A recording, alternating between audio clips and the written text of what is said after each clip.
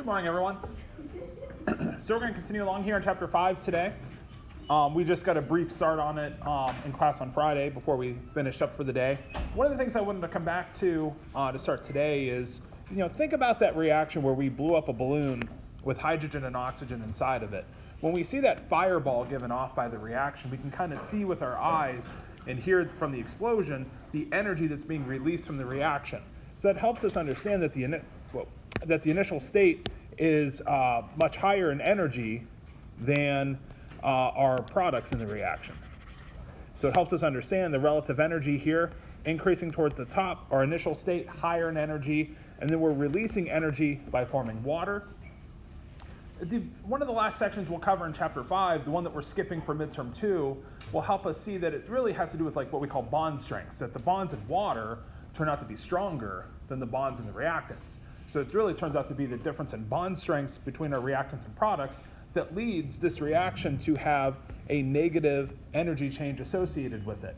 Now, the delta E of a reaction doesn't exactly tell you if that reaction should or shouldn't take place. Like if we had the hydrogen and oxygen in the balloon, we see that it's net downhill in energy towards the products. If we then said if we put a match to this, is it going to ignite? Really what's going to tell us it would actually ignite and the reaction would take place is a concept called delta G or Gibbs energy. We have to talk about entropy. That's going to be a topic you see in Chapter 19. The topic in Chapter 5, though, is if that reaction were to occur, what would its energy change be?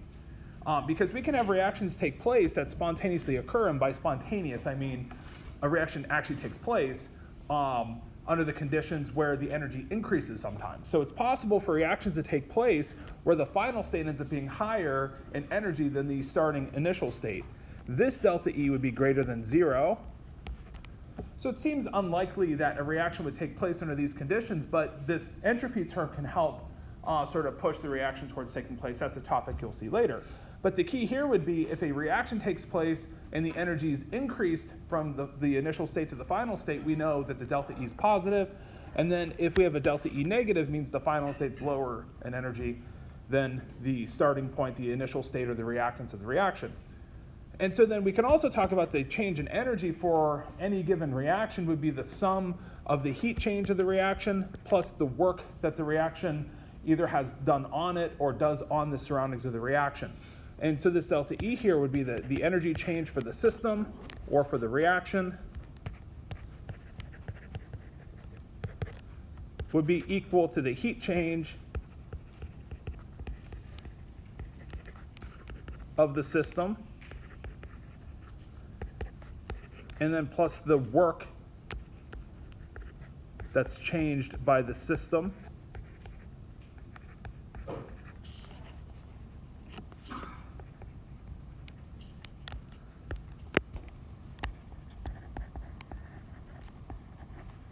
We say system a lot in this chapter, but you can think of a system being a reaction. So whenever I say the energy change of a system, you can think the delta E of a reaction. That delta E of the reaction can be equal to the sum of the heat change of the reaction plus the work that's changed by the reaction taking place. Now, if you remember from the first slide in Chapter 5, work is the energy associated with motion. So a reaction can do kind of maybe one of two things. It could possibly put the surroundings into motion, where it moves the surrounding. Think about a piston moving outward. So reactions occurring in a box, let's say. There's a couple pictures of this later. And so imagine we have a movable piston. The reaction takes place and it moves that piston upward. And so that's moving the surroundings. We're going to see on the next slide that that's associated with W being negative. So we move the surroundings, W is negative. And then if we heat the surroundings up, if we release heat, if heat's released by the reaction, where does it go? Goes to the surroundings. So you can think of how the corresponding system or reaction compares to the surroundings, and it's always the opposite relationship, that if the energy is lost by the system, if the delta E is negative, then it's gained by the surroundings. So if delta E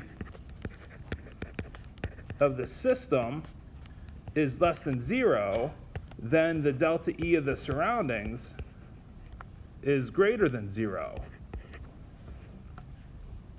Because we can say that the delta E of the system is equal to the opposite of the sign of the delta E of the surroundings.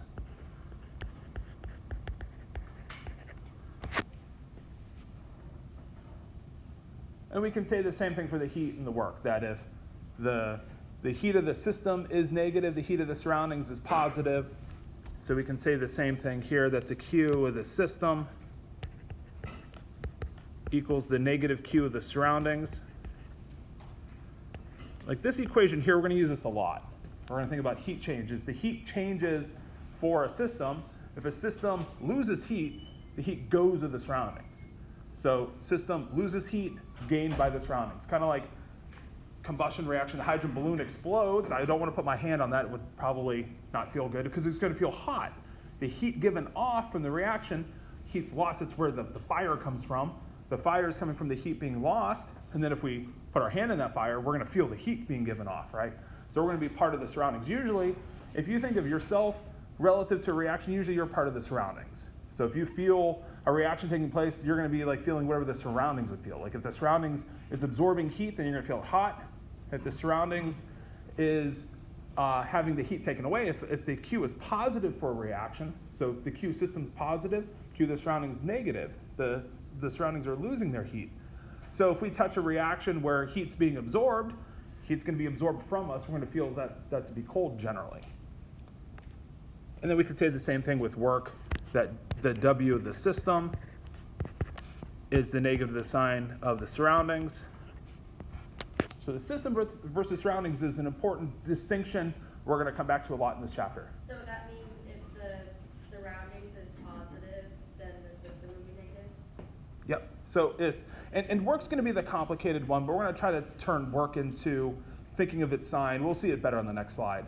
But when we get to the next slide, the thought's going to be, well, what does it mean to have Q negative for a system versus W negative for a system versus Q positive versus W positive? What do those things mean? But then the work itself would be that and work I think is a complicated thing to try to understand, but it sort of would mean that the work done by the reaction is the opposite of the sign of the work received by the surroundings. So remember how work is equal to force times distance. So when a surroundings receives work, it's being moved into like a positive direction.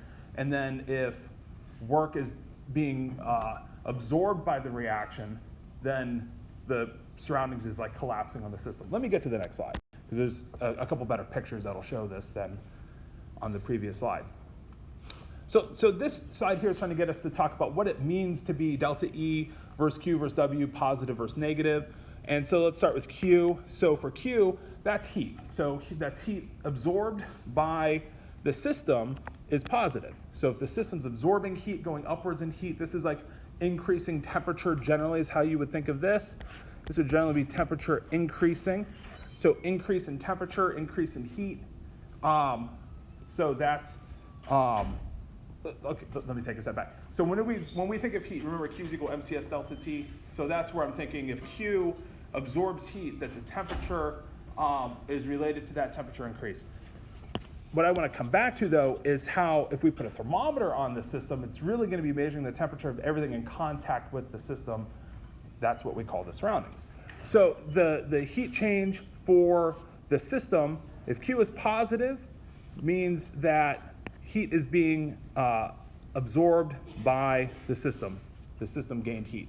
And if Q is negative, this is the one that makes sense to me. Q negative is that combustion reaction of the balloon. That's where heat was being lost by the reaction and given to a flame, given to heat up an object if we were to imagine trying to touch that balloon as it exploded. Q negative means the system's losing heat. And you can think of the two opposite things here would be that the surroundings is just the opposite. So if the system gains heat, the surroundings was negative. In the first case, the heat of the surroundings is the opposite sign of the heat change if it's negative. So if we have a negative heat change for the system, the surroundings is just the opposite sign. So let's think about work for a minute. So let's go to negative first. So for work to be negative means work is done by the system. This means we're moving the surroundings. So this means we're pushing into the surroundings. So think about Q negative heating up the surroundings and W negative moving the surroundings. Think about the piston expanding. Think about the outward motion being positive, if you will. We're putting an object, a car, into motion. So think of a combustion reaction. We combust octane in cars if you have an internal combustion engine. So you're combusting hydrocarbons. Combusting hydrocarbons releases energy. The reactions have a delta E negative. And that energy can be used two ways. You can heat up the engine block. So the engine can become hotter as you start your car up in the morning. And then you can move the car. You can put the car into motion. So the car being propelled into motion is W negative. And so this is object, or the surroundings are put into motion. So let's put it that way. The surroundings are put into motion. So heat up a reaction Q negative, or excuse me, heat up the surroundings Q negative, move the surroundings W negative. And so to me, work is the tricky one to always understand the sign convention, but I think if you can link it back to the system releases heat, the system releases work. Releasing work is moving the surroundings. And so then W being positive is just the opposite of that. It's a little bit harder to imagine, perhaps, but it's the piston kind of collapsing inward on the reaction. It's a reaction taking place where we kind of start initially here, and then our final state is contracted. So we have contraction by the surroundings moving downward onto the reaction. That's going to be the surroundings working on the system, pushing into the system. And so then this is W that's for the system that's greater than 0. And then the opposite of that, the expansion. So if the reaction occurs inside this container leads to an expansion, that's W for the system that's less than 0 or negative. So contraction is the surroundings working on the system. Expansion is the system working on the surroundings. The sum of these values, if you take the sum of the Q plus the W, that's delta E. So another tricky concept in this chapter is the term state function, which is kind of a silly word in some ways. But what a state function is trying to describe is that if you imagine an A to B, that A to B, let's say, has some energy change associated with it. A is some substance, B some other substance. Say the delta E, let's make up a number. Let's call it plus 10 kJs. That every time we go from 1 mole of A to 1 mole of B, the energy change has to be 10 kJs. It doesn't matter how we go from A to B. Like if we go from A to C and then from C back to B, that the sum of these two processes have to sum up to 10 kJ. So like, for example, if A to C has a delta E of minus 10 kJs, then the delta E for the second reaction here would have to be equal to plus 20 kJs, because if we sum these up and we go back from A to B, so if you go from like A to C, you go down by 10, then from C to B has to go up by 20, because we know from A to B is up by 10. So just by picture here, from the first reaction is that A to B was up by 10. So if we have some C minus 10, then the C up to B has to be plus 20. So if they sum together. We're going to see that this is kind of like Hess's law in action, or almost being used, a concept later in the chapter that's introduced. But if we sum these two reactions up, the delta E has to be still plus 10 kJs. And that's just a consequence of the first law of thermodynamics, because if not, then we're creating and destroying energy. So we can't create or destroy energy. If we go from A to B, it's 10 kJs, and it doesn't matter what path we take to go from A to B. So if we involve some C intermediate, they still have to add up to 10 kJs. So what that's defining is what we call a path-independent function. So delta E is path-independent. So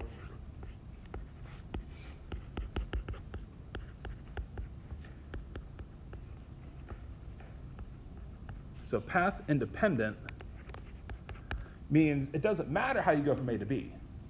You can go from A to B, or you can go from A to C, C to D, D to E, and then E back to B, and somehow all those have to add up to 10 kJs.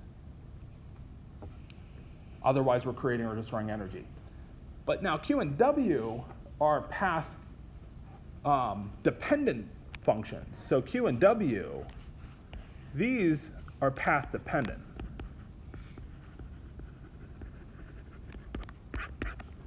So the path independent functions we call state functions, which is It's just a term given to a path-independent function. And so Q and W are non-state functions.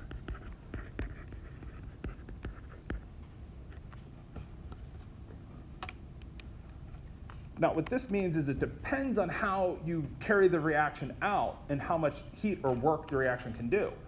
Now, I hope this makes sense, because if you think of a car engine, it has so much gasoline in it. It has so much energy it can give off. That energy can be given off to 100% heat, or if the engine were 100% efficient, 100% work, or some combination in between. So it depends on how we're using the energy. So one thought would be, if you put your, and don't do this to prove me right or try to prove me wrong, but if you put your foot on the accelerator pedal in your car and you just rev the car up in neutral, what do you think is going to happen? The car's, where is all the energy from that combustion reaction going? It's all going into heat because the car's not being put into motion. You know, you're moving the piston a little bit, but you're not really propelling the car into motion. So almost all the energy from that combustion reaction is going into heat. Eventually, you're going to overheat the engine. If you keep going, you're going to blow the engine block up. There's some old oil commercial used to show this to show how good their oil was, because their oil would last longer, but not indefinitely, not forever, because eventually that engine's going to overheat because all the energy is going into heat and work. So the sum of heat and work are given by the delta E change, but they can be anything that just adds up to delta E. So if we use the A to B example, it's like if Q is equal to plus 5 kJs, then you know W, because Q and W are added together, then W has to equal plus 5 kJs. You know, or you could say if Q is equal to minus 2 kJs, then W has to equal 12 kJs. Because again, Q and W have to sum up to 10. So Q and W can't exactly be anything independent of each other. Their sum has to still equal delta E. That just means if a reaction is going to have to absorb 10 kJs, it can absorb it in heat, it can absorb it in work, or the combination of the two, or even one of them can be opposite in sign, so long as they're adding up to delta E. And so this equation here, delta E is equal to Q plus W. Just remember, this is either the delta E of the system, Q of the system, W of the system, or delta E of the surroundings, Q of the surroundings, W of the surroundings. If we do calculations here, we're usually thinking system here. So we're usually trying to think, what are the heat changes of the system, the work change of the system, the energy change of the system. Okay, so hopefully some conventions of sign can be used in problems. We'll have a few examples that can help us try to understand the relative sign conventions. Let's do this one together. So an internal combustion engine, which we were talking about earlier, use the combust hydrocarbons such as octane to put automobiles into motion. What is the sign of delta E? If delta E weren't negative, where would the energy come from to put cars into motion? So the very fact that we use a fuel source is giving us energy by the reaction giving off energy. So the very fact that we know that this is a fuel and that it's putting the car into motion, we know it heats up, we know that means delta E has to be less than 0 for the reaction or the system. So the sign of delta E has to be negative. And so then we're told to consider the sign of delta E, Q, and W for the combustion reaction occurring in the engine of a car that's accelerating. So the car that's accelerating is being put into motion. You can think of the acceleration coming from this equation here, that the force times distance. So force being mass times acceleration. We don't do too much with physics. We're not going to plug numbers into here. But if you've taken physics and you know force times distance is what work is equal to, and you know force is mass times acceleration, the car being put into motion that's accelerating tells us that the work is going to be positive, but this is for the surroundings. This is for the car. The car is the surroundings of that combustion reaction. It's what's receiving the work that's given off by the reaction.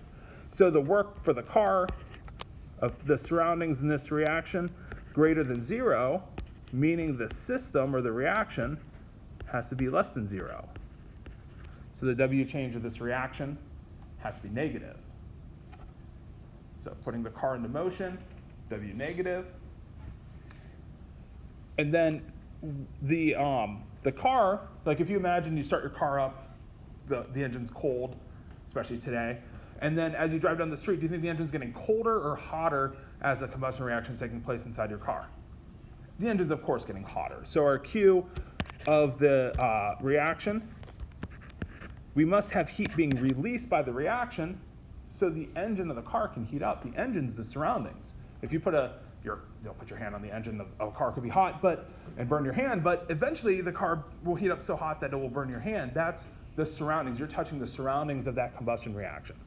And so the heat of the surroundings is increasing.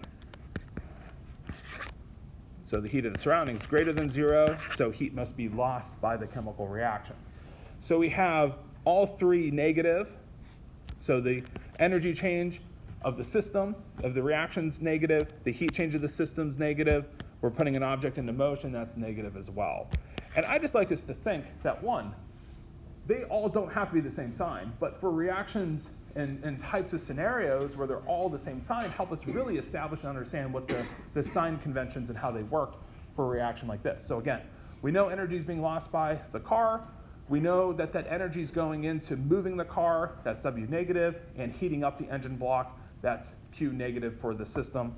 And you can also then think that it's W positive for the car receiving the work, and it's Q positive for the engine block receiving the heat.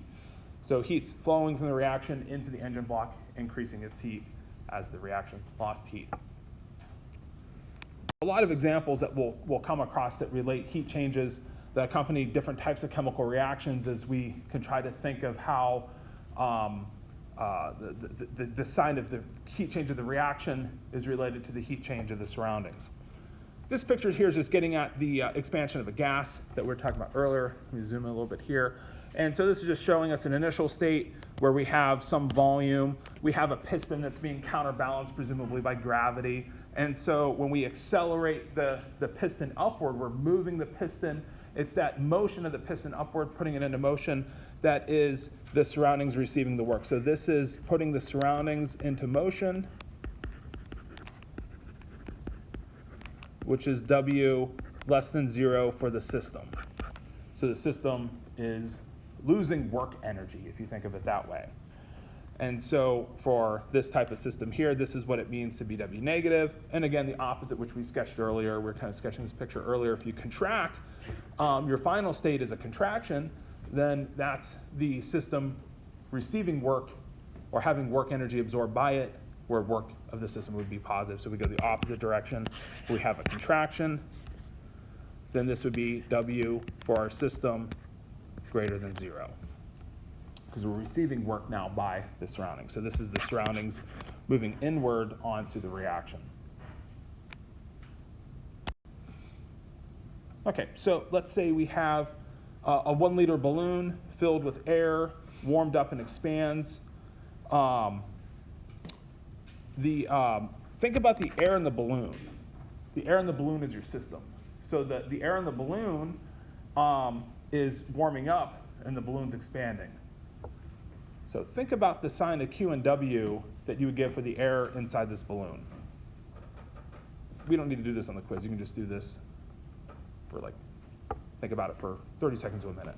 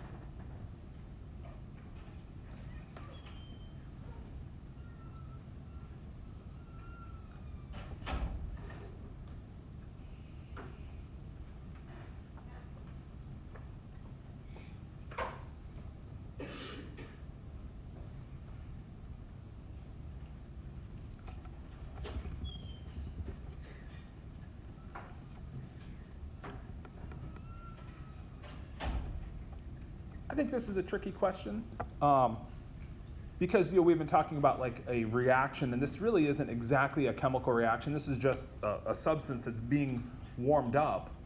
But for the air to increase its temperature, so the air temperature is increasing. So does that mean air has increased its heat or decreased its heat? Air has gone up in heat. So the heat of air has increased, and so therefore it'd be greater than 0, just a positive value. So increasing the temperature of an object would increase its heat. So heat is just for an object. Think heat of just an object is directly proportional to its temperature. So increase the temperature, you increase its heat. Now the only place where heat sometimes becomes confusing is when you're thinking of reaction giving you the heat, but we're not thinking of a reaction here. We'll have some other examples that lead us into chemical reactions providing the heat, but here we're just looking at an object that's been heated up, so it was warmed up, so the Q is positive. And then what about W? Because that's tricky too. The gas expanded, it moved the balloon. It put the balloon in the surroundings. So the air molecules are what were pushing the balloon outward and causing it to expand. And so the work done by the air is less than 0 because we're moving the surroundings.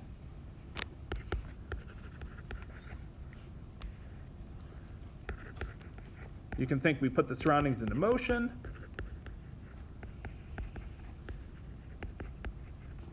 By moving the surroundings out of the way for the balloon to expand. And then you could also think of just expansion. So the system that leads to the expansion is one where work is negative. So that's going to lead us to answer C. So tricky question. If you were stumped by either heat or work, just think about how heat relates to an object's temperature and how just the sign of work kind of follows. Okay, so let's now talk about different types of systems that we encounter so we can try to understand the difference maybe between mechanical systems like a combustion engine, maybe even try to backtrack out of those types of systems because ultimately this isn't a mechanical engineering class, this is a chemistry class. Our most used system in a chemistry class is a chemical system. We're going to see in most chemical systems, you don't really have a whole lot of work being done or maybe even no work by the nature of the system that you choose or the type of system and surroundings that you choose to use. So the 3 common systems and surroundings we encounter in a chemistry lab is an open system. So an open system is one that's at constant pressure. So imagine you have an open container.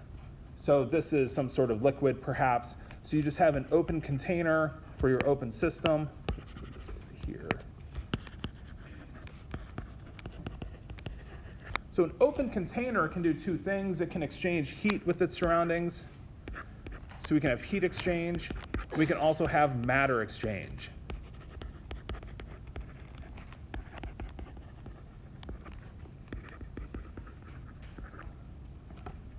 So matter and heat can be exchanged with the surroundings in the open system. Now what this means is the open system can't increase in pressure because if you imagine a gas coming off of the reaction, so you're doing some reaction, you're generating a gas, the gas just floats away. So you can't really increase the pressure of the system. Most chemists probably know that if you have a reaction that can generate a gas and you have a closed system, then you might have an explosion. So if you increase the pressure in a closed system, you might want to be careful that the closed system can hold the pressure you might be generating. So a closed system is one that's at constant volume. It's where you just put a lid on this reaction. So imagine we have some sort of open container and we just seal it up. And you, in this system, perfectly seal it so there's no escape possible for matter inside the container. So this container can still exchange energy with its surroundings, or can exchange heat energy. So we can have heat exchange, but not matter.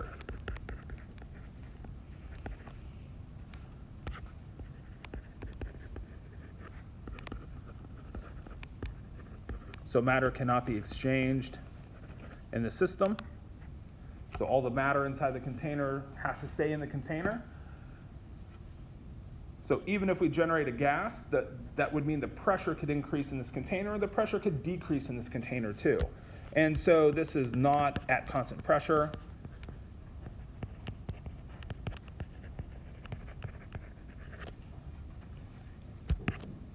So we have a constant pressure system, the open container. Then this is a constant volume system because the volume of the container is a constant. Now the pressure can change inside the system. And then we also have an isolated system. We might see or describe this a little bit with a thing we call bomb calorimetry, but a little bit later. But an isolated system is where you take the closed system and you just insulate it. So imagine you have an insulated environment around the container. So imagine like a Stanley, I guess. I don't know. I was just thinking of that big dumb cup. If you guys saw that SNL sketch. Anybody see that? I don't know. But so you just have an insulated system that's also closed. So it's an insulated closed system. So you have your sealed reaction up, and then you have it in a container that is airtight. It has some sort of vacuum sealed container, so you can't exchange energy inside the system either. So this type of system here is kind of convenient because what's in the system can't go anywhere, and then you can track the temperature inside the container. If you have a little thermometer probe, you can kind of see how the temperature is changing inside your system. But one complicated detail is if we got that thermometer probe in water, is water part of the system or the surroundings? So for the most part, if you think of your solvent for a reaction, that's part of the surroundings.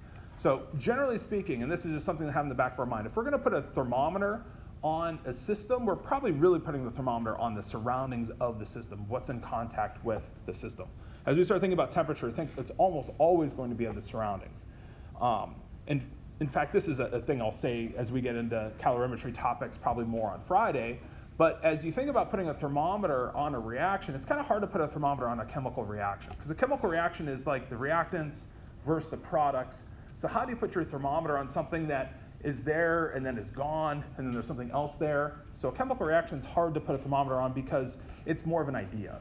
It's more of what was there before versus what is there now. What you can put a thermometer on is what was in contact with that reaction before and is in contact then with the products after. So we're going to see that for the most part, when we put a thermometer in these different types of systems, that we're generally checking the temperature of the surroundings of those reactions. I'm going to try to think of how the heat change of those systems relates to the temperature change or the heat change of the surroundings. Okay, so let's then define or get into a different type of state function called delta H. So this is our what we call enthalpy. So enthalpy is delta H, or the change in enthalpy is delta H. H itself is the enthalpy. The way this would work, if you imagine, again, like an A to B, the delta H would just be equal to the enthalpy of B, the H of B, minus the enthalpy of A, so just the change of the enthalpy. This would just follow that if you had the delta E, it would just be the energy of your final state minus the energy of your initial state. So just final minus initial for our delta. And so then how do you go from delta H, or how does delta H relate to delta E? How are they related to each other? How are they different? Or what is enthalpy? So one of the ways we can sort of play around here is that enthalpy is defined in thermodynamics to be the energy plus the pressure and volume of a system. So the enthalpy of a system would be the energy of the system plus the pressure volume. We can then also define or look at work as coming from pressure volume work, sometimes what it's called, where work can be said to equal the negative pressure times the volume change. So this would be the work of a system is equal to the pressure of a system times the change in volume for a system. So the delta V, for example, would be the volume change of a system. And this derivation, this might be the most confusing slide, and if it is, you're never going to be asked to derive this equation. But what we're going to try to see is how do you get to delta H, and what is it equal to for at least one of the systems, the open system that we were talking about. So a delta H would be equal to the delta E plus BV. So this is just taking the change in enthalpy of B minus the change in enthalpy of A. So we're just taking the change of our enthalpy. So you can think of the energy times pressure volume of the products minus the energy times the pressure volume of the reactants. And so then we can carry our delta across here. So we have delta H is equal to the delta E plus the pressure volume difference, the pressure times the delta volume. But this is true, if pressure is constant, pressure can't change. So that's why pressure is not part of the delta. That's why it's not delta PV, it's P delta V, because pressure here we're assuming is constant. And so this means we're assuming we have an open system. because the open system is the one that was at constant pressure. And so if we have an open system, pressure is constant, we can have delta E plus P delta V is equal to our delta H. And then we can also recall that delta E is Q plus W. So the delta E of a system is the heat change plus the W change for the system. And so then we can sort of sub that in for delta E. And so we can sub that in here. And then we can also remember that negative W would be plus P times delta V. And so plus P times delta V is equal to negative W. Now, we get, in terms of an equation, Q plus W minus W, so that delta H is just the heat change that accompanies a reaction in an open system. So delta H is just equal to the heat change of our system or our reaction at constant pressure.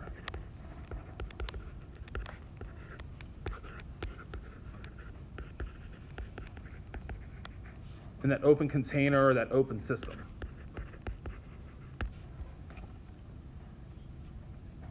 So delta H is the heat change. Like, I probably could have just said that, and you would have been fine with that. I don't know, like if you needed to see this to know, but when I say delta H just simplifies down for an open system to being just the heat change, it's kind of because, and one of the ways I like to think of it is the open container, can we move the surroundings for an open container? Like, we have nothing to press against. There's no piston, there's no object that can move.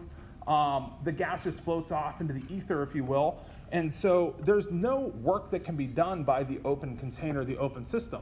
And you see that fall out of the derivation of delta H here. So for the open container, heat and work, the work disappears because there's no work that can be done by the system. So work kind of goes away. Delta H simplifies down to just being the heat change of the system. Then if you go back to other types of systems, you got to go to more advanced thermodynamics courses to really play around with those equations. They get too complicated for a class like this. So if you seal the reaction up, we're gonna talk about that on I think I said in our next lecture on Wednesday. We're going to talk about calorimetry topics. We're going to seal a reaction up. We're going to ignore the work change. We're going to ignore the little bit of work that's done in that type of system. When you have a chemical system, to me, a chemical system is one of two things. It's either the open container or the sealed system. Work is minimal. Work is only going to be a large component of the energy change for a system when you have a mechanical system. If you're putting a car into motion, yeah, that's going to take a lot of work. If you're just doing a reaction in the container, work is either zero because it's an open container, or if you seal it up, it's going to be a relatively small quantity. And if you do seal it up, just be careful it doesn't explode on you. Just the chemists kind of know what I'm talking about. And so delta H, again, think of H being heat. So it's our heat change for our reaction taking place at constant pressure. And so I think we talk about systems, we can understand what we mean by a system at constant pressure and the derivation or the understanding of what enthalpy is and what it means. So you can think of this to mean like heat. So it's the heat change that accompanies a chemical reaction in an open container, or if you seal it up, it's approximately equal to the heat change in that type of system. I think this is on a slide later, so the delta H, I would say it's approximately equal to the heat change for that reaction taking place at constant volume. So seal the reaction up, it's still close enough that you're thinking of the delta H as being the heat change of that type of system too.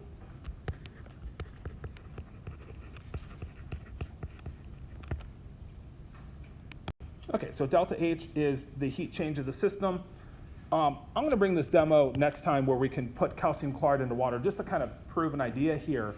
And we can also put ammonium nitrate into water and see what happens to the temperature of water. But we can think about it here because it's hopefully pretty simple. One of these reactions, so imagine you have room temperature water, and you have room temperature calcium chloride, and you have room temperature ammonium nitrate. Which one of those things, when you put it into water, you can see that one of them has a negative heat change and the other has a positive heat change. But these are the delta H's of the reactions. So when I put calcium chloride into water or ammonium nitrate into water, which one makes the water become colder?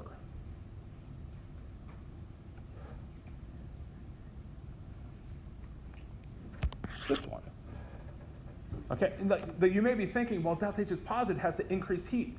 The reaction increases its heat. Where does it get its heat from? It gets its heat from the solution, gets its heat from the water that it's taking place in. Also come back to chapter 4. Ammonium nitrate's water soluble. It does dissolve in water. Calcium chloride is water soluble. We know in water it dissolves into its ions, calcium and chloride. So we know these are both water soluble compounds. They're both ionic. Ammonium nitrate's a weird one where it doesn't have a metal ion, but it does have ammonium cation. So this is an ionic compound because we have ammonium and nitrate ions making up the compound. So we have water-soluble ionic compounds. The one that's positive, think about what this means. What this means is that calcium chloride, when it dissolves in water, releases heat.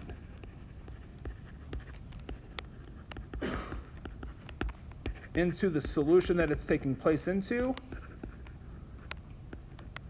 And that solution is the surroundings of the reaction. So reaction takes place, releases heat. Q of the reaction, less than 0. What's the heat of the surroundings here? Greater than 0. So the surroundings temperature increases.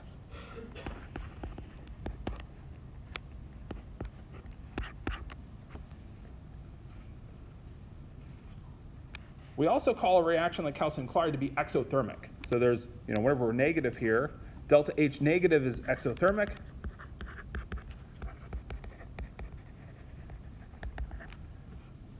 So heat released. Heat's released into the solution solution temperature increases.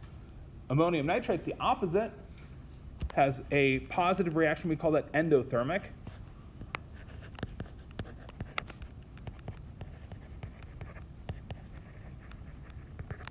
So that's an endothermic reaction.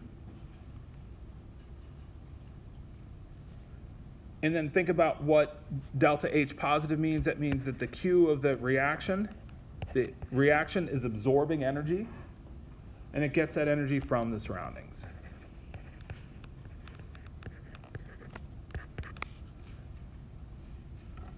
If water is our surroundings, water is surrounding this reaction, the water temperature, the solution temperature should drop because its heat was decreased.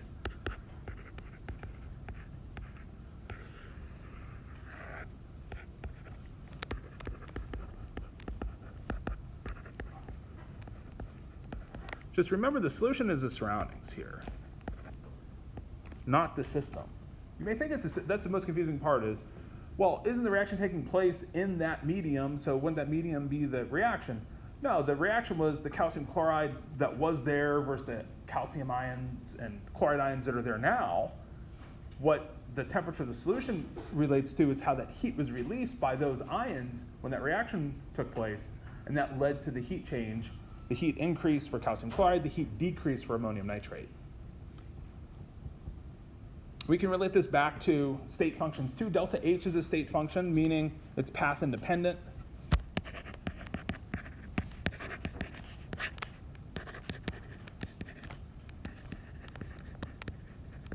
So that means, again, path independent.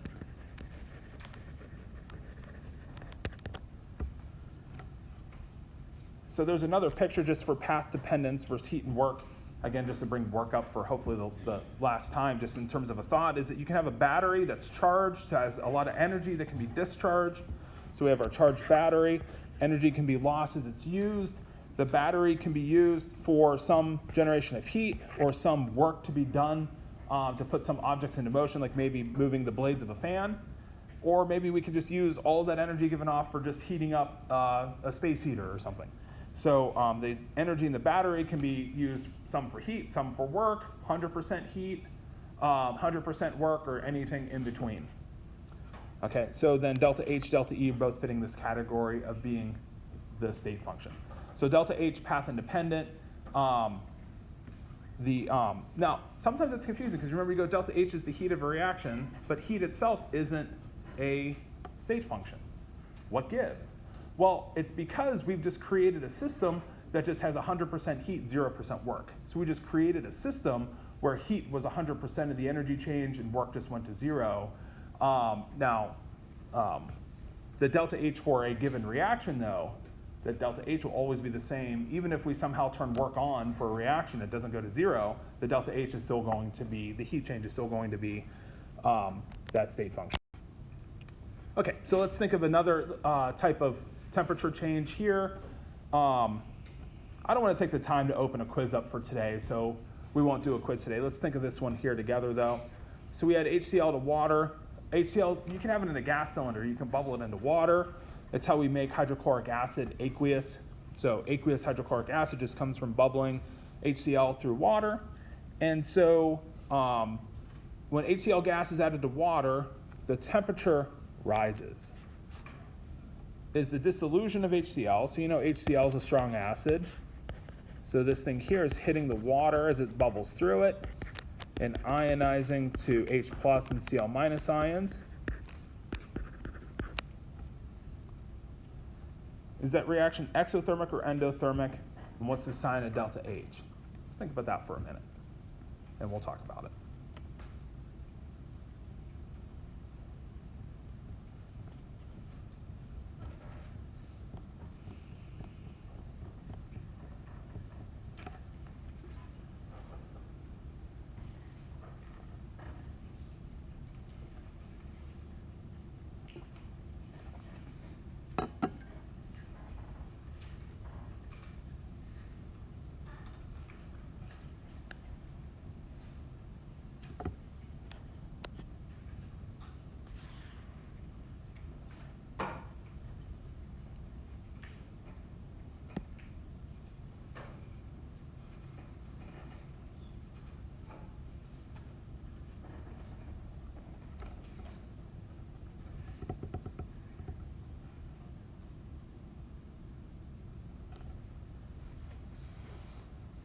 So exothermic versus endothermic.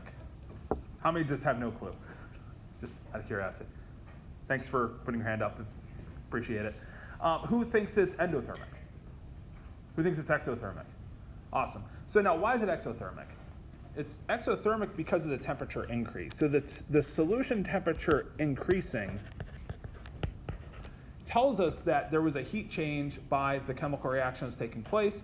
The temperature of the solution is the surroundings of the reaction.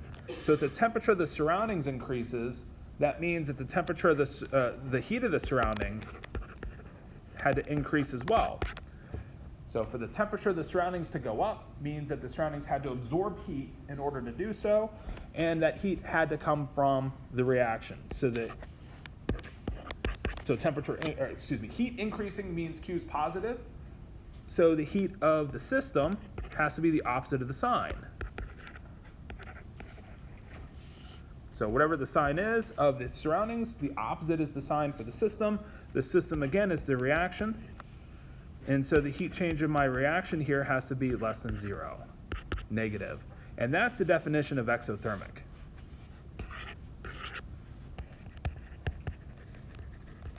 So heat released by a reaction is exothermic.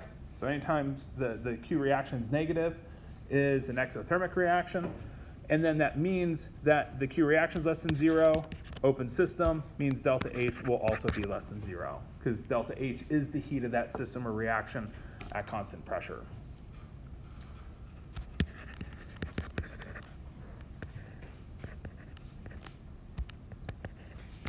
So delta H is just the heat change of that reaction at constant pressure. And don't let the constant pressure be too fooling. It just means, like, for a chemical system for which we're doing reactions in here in chapter 5, for those chemical systems, the heat change is the delta H. So delta H, negative, exothermic. So there's another question that's kind of similar to that one. This one here has the a solution of gold chloride absorbs hydrogen gas to form HCl and gold. And so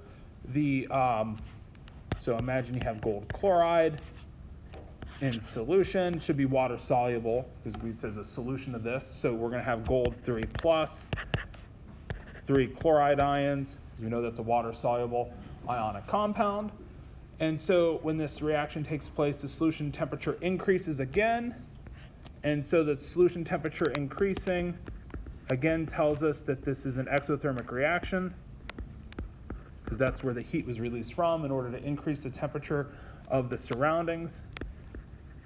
So remember, the solution is the surroundings, temperature of the solution going up, heat of the solution going up, means the heat of the reaction was lost.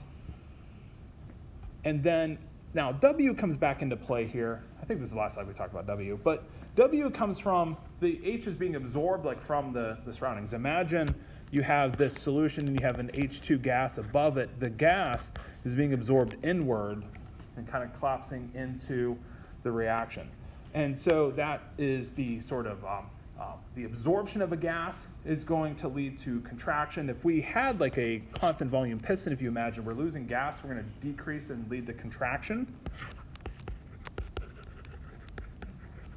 Contraction is W positive for the system. So that's the surroundings doing the work onto the system. So the system is receiving that work that's being done. And so exothermic, Q negative, W positive. But what I want to think about for a minute here is the opposite, is the reaction where we release a gas. So if we release a gas into a system at constant pressure, so if you think of a piston, like above a reaction, that helps it stay at constant pressure. If we build up a gas, we're going to expand the gas outward. That's a topic we'll see in more detail in chapter 10. But if we have a piston that can move upward and we have a gas being released by the reaction, the gas is going to propel that piston upward. So if we release a gas, then that's going to propel the piston upward and lead to expansion. And so if we, reaction that releases gas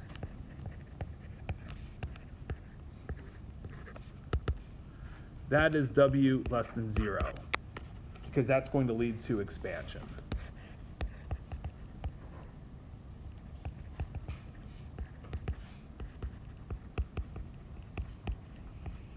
So in order to maintain a constant pressure where you just release the gas, the piston has to move upward. Tricky concept. I don't think you see that tested too much. You might see a question or two on my daily quizzes on that, but I just wanted us to kind of link that to, that's what leads to an expansion of a piston, and contraction is just the opposite. So the example here is the opposite of that.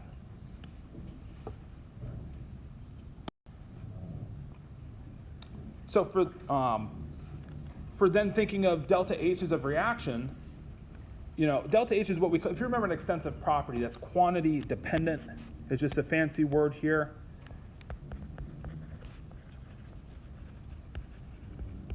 So extensive property is a term from chapter 1, if you recall. An intensive property is usually the characteristic property. Interestingly, delta H is a characteristic property, but we give it in an extensive fashion, meaning it's a quantity dependent value. So for example, water liquid to water gas. The delta H, the enthalpy change for that reaction is plus 44 kJs. The coefficients in the reaction are assumed to be moles. So the reason why this is quantity dependent is because this is the reaction of 1 mole of water liquid converting into 1 mole of water gas.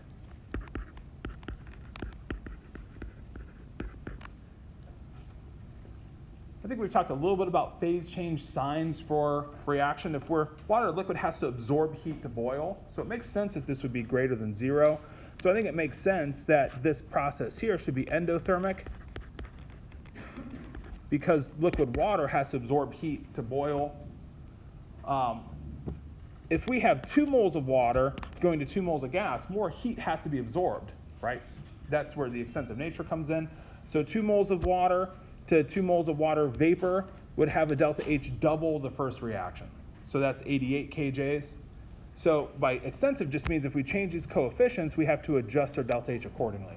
If you double the coefficients of a reaction, you double its delta H. If you cut the coefficients in half, you cut the delta H in half. If you flip a reaction, if you flip it from now water, gas to liquid, because of the first law of thermodynamics, we have to flip the sign of delta H. So flip the reaction, you flip the sign. So notice that that's negative 44.0. And so that's a consequence of the first law of thermodynamics. So that just means that if our A to B is 10 kJs, then B to A is minus 10 kJs. Very easy for our delta H. Otherwise, we're creating and destroying energy every time we go backwards. The other thing, again, the coefficients in the reaction is assumed to be moles. And then we can see almost like a use of Hess's law again here. If you have a reaction where you have CH4 plus O2 goes to CO2 and water, that this reaction here is minus 890 kJs. Exothermic combustion reaction should give heat off, and it does. But you can change water into a gas. So if we take those 2 moles of liquid water products, convert it to gas, and we note that the delta H of the gas is 88, the delta H for the process here where water is formed as a gas instead of a liquid would be minus 890 kJs plus 88 kJs. So that's minus 802 kJs. So when we add reactions up, and we can cancel like a reactant and a product out, then we can just add up the delta H's of those individual reactions. So we'll see this kind of later, like we're just adding these reactions up so we can add up their delta H's. This is a concept of Hess's law, but it also just follows from the first law of thermodynamics. So where we'll continue doing some problems with delta H and then getting into problems where delta H is determined using calorimetry topics. So we'll talk about those types of problems on Wednesday. And that's all for today. Have a great day.